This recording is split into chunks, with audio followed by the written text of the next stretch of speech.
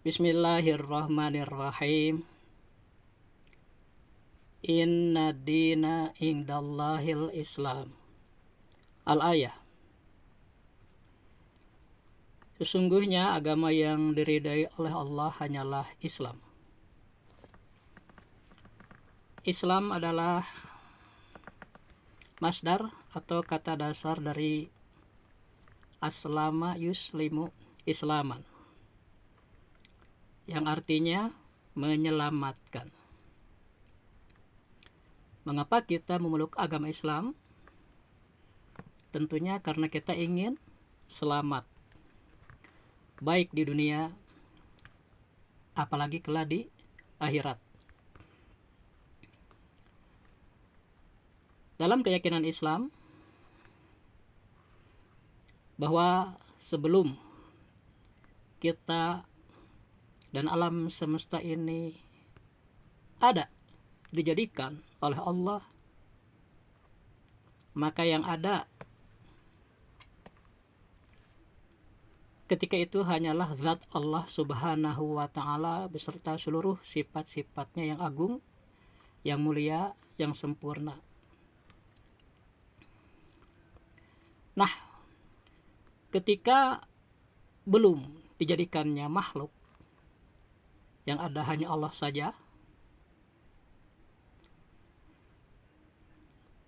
itu adalah asal atau aslinya atau fitrah. Dilihat zat Allah yang tidak memiliki teman, saingan, dan lain-lain. Ketika itu disebut ikhlas atau bersih. Allah bersih dari teman, dari saingan, dari anak, dari orang tua, dan lain sebagainya. Ketika dilihat bahwa yang ada hanya Allah saja, itu disebut fitrah atau asal. Dan ketika dilihat dari keadaannya yang belum ada yang lain, itu disebut azali. Jadi banyak ya istilah-istilah ketika belum adanya makhluk, yaitu ketika yang ada hanya Allah saja beserta seluruh sifat keagungan, kemuliaan, dan kebersihannya. Bisa disebut azali, bisa juga disebut fitrah, bisa juga disebut ikhlas. Kemudian dalam ajaran Islam dijelaskan bahwa Allah itu ada atau wujud, dan juga Allah itu hidup, berkuasa, berkehendak, dan lain-lain. Minimal ada 20 sifat sebagai sifat-sifat khusus yang menunjukkan ketuhanan.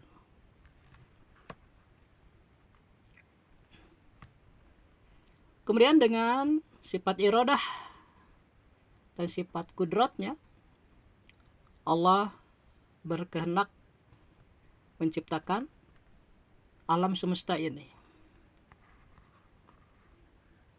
Hikmah utama dari penciptaan ini adalah agar ada yang mengenal Allah, agar Allah dikenali. Dikenali apa? Dikenali sebagai satu-satunya Tuhan, satu-satunya Tuhan yang maha kuasa, satu-satunya Tuhan yang maha agung, maha mulia, dan lain sebagainya, sifat-sifat yang bagus.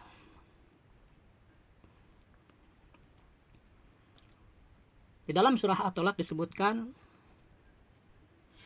Allahul ladzi khalaqa sab'a samawatin wa minal ardi mithlahunna yatanazzalul amru bainahunna lita'lamu annallaha ala kulli syai'in qadir. Al-ayah, bahwa Allah lah yang telah menjadikan 7 lapis langit dan juga menjadikan 7 lapis bumi, kemudian menurunkan wahyu di antara langit dan bumi. Untuk apakah itu? Itu dijawab oleh Allah sendiri, li ta'lamu, agar kalian mengetahui, agar kalian berilmu bahwa Allah itu maha kuasa terhadap segala sesuatu. Itulah inti daripada dijadikannya alam semesta ini. Bagi Allah sendiri, menciptakan alam ini adalah jaiz, kewenangan Allah. Artinya kalau Allah berkehendak menjadikan, ya ada. Kalau tidak berkehendak, tidak akan ada. Dan dengan sifat iradahnya, Allah putuskan untuk menjadikan makhluk ini. Jadi tidak menjadikan makhluk itu kalah oleh kehendak untuk menjadikannya, sehingga adalah makhluk ini. Sebenarnya makhluk itu dari yang terbesar atau yang terkecil itu adalah, jika dipandang oleh manusia, merupakan benda-benda yang hebat, yang bagus, yang aneh. Tetapi karena banyaknya makhluk-makhluk itu, sehingga oleh manusia jarang dipikirkan. Coba saja kita bayangkan sebutir beras. Misalnya kita pegang sebutir beras, cobalah kita perhatikan, kita pandang dari berbagai sisinya, hati kita akan kagum dan yakin tidak ada seorang pun yang bisa membuat sebutir beras itu selain yang maha kuasa. Itu baru sebutir beras yang kecil. Coba kita lihat semut atau makhluk-makhluk kecil lainnya, kita akan kagum. Kemudian meningkat penglihatan kita kepada yang lebih besar, sampai kepada diri kita sendiri, maka kita akan takjub betapa hebatnya Allah. Tak ada saingan dalam membuat makhluk ini, sehingga akan keluar dari bibir kita ucapan subhanallah, maha suci Allah. Maha suci dari apa? Dari sifat-sifat yang tidak layak, yang dikatakan orang kafir bahwa Allah itu beranak, bahwa Allah itu ada syari, dan lain sebagainya. Maha suci Allah dari semua itu.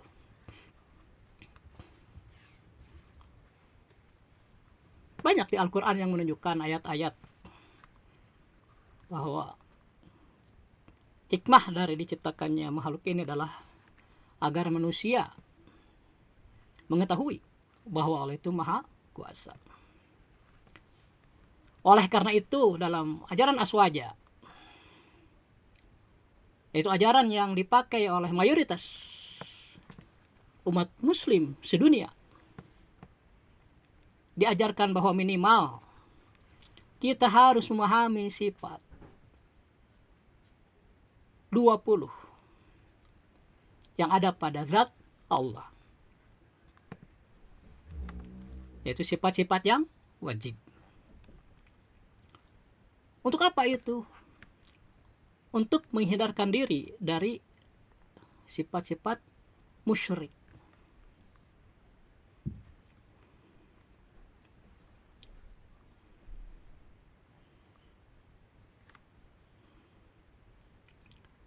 Ke-20 sifat itu diawali dengan sifat wujud. Artinya Allah itu ada. Inilah yang paling pertama harus diyakini oleh kita sebagai umat Islam tentang keberadaan Allah. Allah itu ada. Karena orang yang tidak meyakini wujudnya Allah, tidak meyakini adanya Allah, maka dalam hukum Islam ia disebut orang kafir. Atau ragu-ragu apakah Allah itu ada atau tiada. Maka jika dia muslim, ketika ragu-ragu itu, dia menjadi murtad, keluar dari Islam, dan wajib dia segera bertaubat, balik lagi kepada Islam dengan mengucapkan 2 kalimat syahadah. Ini inti daripada keyakinan manusia. Ada yang meyakini keberadaan Allah, disebut mukmin.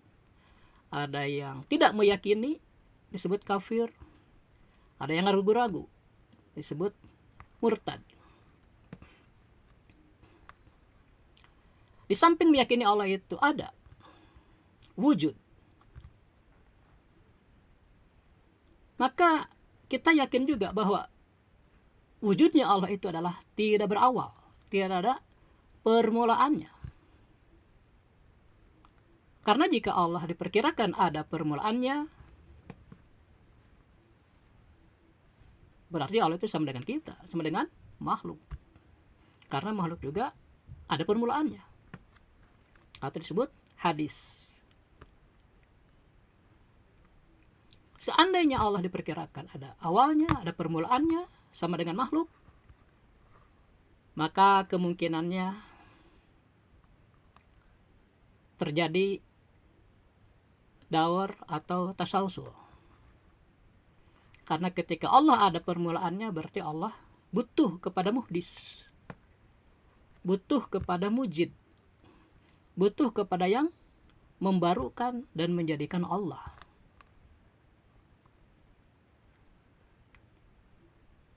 Seandainya Allah itu butuh kepada yang menjadikannya, artinya Allah dijadikan oleh yang lain, kemudian yang lain pun dijadikan oleh Allah, maka itu yang disebut dengan daur. Itu mustahil dalam pemikiran akal manusia yang sehat. Tidak mungkin terjadi saling membuat. Allah dibuat oleh A dibuat oleh Allah, itu daur namanya. Dalam ilmu akal hal itu mustahil. Sehingga wajib Allah itu tidak butuh muhdis. Adanya tidak berpermulaan, tidak ada awalnya. Atau kalau tidak daur mungkin tasalsul. Misalnya Allah dijadikan oleh A dijadikan oleh B dijadikan oleh C, dan seterusnya hingga tidak terhingga, tidak ada hentinya, itu pun mustahil. Oleh karena daur dan tasalsul mustahil, wajiblah Allah itu bersifat kidam, tidak ada permulaannya.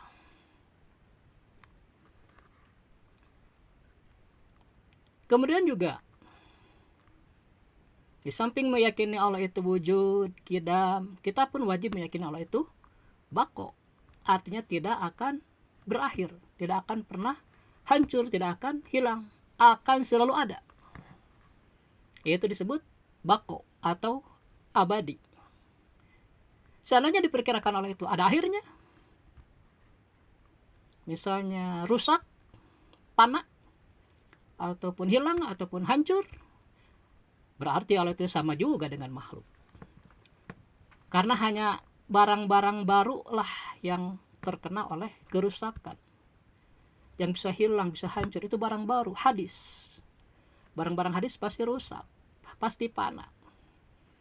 Jika diperkirakan Allah juga rusak, berarti Allah itu sama dengan barang-barang baru. Jika Allah diperkirakan kena rusak, panak, berarti Allah itu butuh kepada mujid, kepada muhdis, kepada yang menjadikan dan yang membarukannya. Ini pun sama, akan kembali jatuh pada daur ataupun tasalsul. Padahal sudah jelas daur dan tasalsul itu mustahil. Untuk hari ini mungkin 3 sifat dulu yang wajib kita pahami ya. Yaitu pertama, Allah wajib wujud, wajib ada. Mustahil adam, mustahil tidak ada. Dalil akli yang ijmali untuk ini yaitu jika ditanyakan apakah dalil atau argumentasi yang menunjukkan keberadaan Allah, maka minimal kita jawab adanya alam semesta ini. Kenapa? Adanya alam semesta menunjukkan adanya sang pencipta, sang pembuat. Dan yang membuat alam semesta ini adalah Allah Subhanahu wa ta'ala, berdasarkan kabar dari Nabi Muhammad sallallahu alaihi wasallam. Itu dalil akli yang ijmali, dalil logika yang ringkas. Di samping itu kita pun wajib memahami, wajib mengetahui dalil naklinya, baik dari Al-Quran ataupun hadis. Nah, untuk sifat wujud ini, dalil naklinya ada di surah Ar-Ra'd ayat ke-16. Allahu khalaqakum. Oh maaf. Qulillahu khaliqu kulli syai'in. Qulillahu khaliqu kulli syai'in.